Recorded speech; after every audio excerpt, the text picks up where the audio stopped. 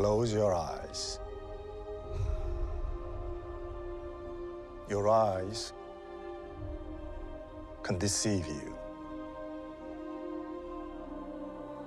We must not trust them.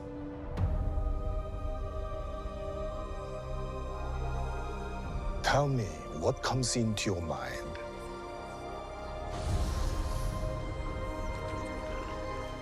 Life. Balance. I see fire.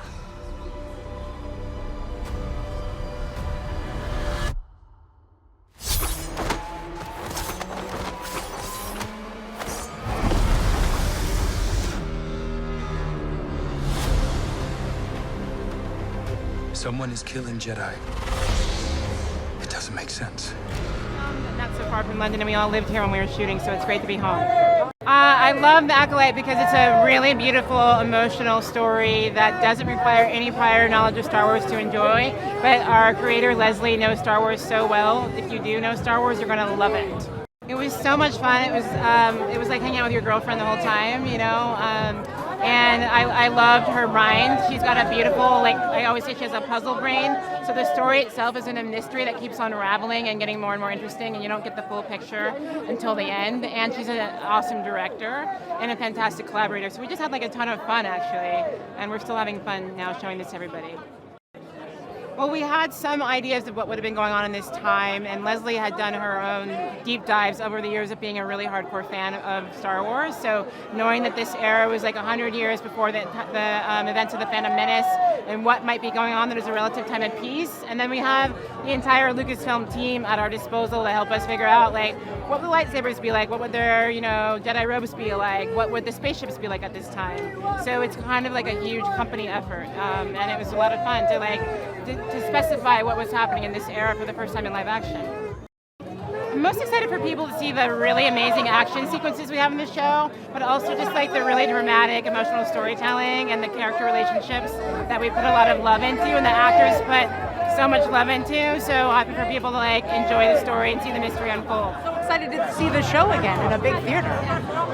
It was really fun in the States to watch it in Los Angeles because in the theater, you can really hear Michael Abel's score. It's something that, of course, you can hear fine on your phone or your television, but hearing it with that sound system, I was like, I have to do that again as soon as possible. So being here in London is an absolute pleasure and an opportunity to see his work again, and the work of all these performers too. Getting to see them on the big screen felt really, really special. And the performances have so much nuance in them that for an audience to see that is a joy, an absolute joy.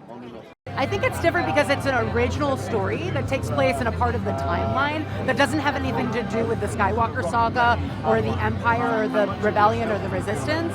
It takes place during a time period of peace and a place where we had a lot of freedom to work on the narrative in a way that I think is fun and new, but also adheres to the aesthetics and the themes of Star Wars.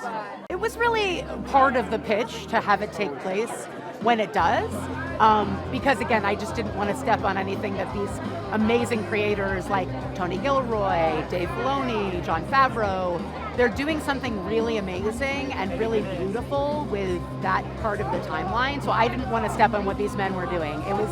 It would have been too intimidating. So there was a lot of freedom there. Oh, it originated with a conflict that I had with my sister. I felt like she and I are sort of opposite ends of the spectrum about a lot of different things. So I thought it would be interesting to have two sisters, one who is light-sided and one who is dark-sided. And I thought it was interesting with my sister that we each thought that we're really right. So I thought it would be so interesting to see two sisters on opposite ends of the spectrum who both are absolutely positive that they're on the right side of the Force and of the story. So that just seemed really interesting to me. Like nobody, and making a story about the bad guys, like nobody wakes up wanting to be the bad guy. That's just not how it works. So I wanted to explore how the Sith maybe had survived during this time where they thought to be extinct. And I'm really excited for people to see it, because it is this little new take on things that I hope people will enjoy and come see.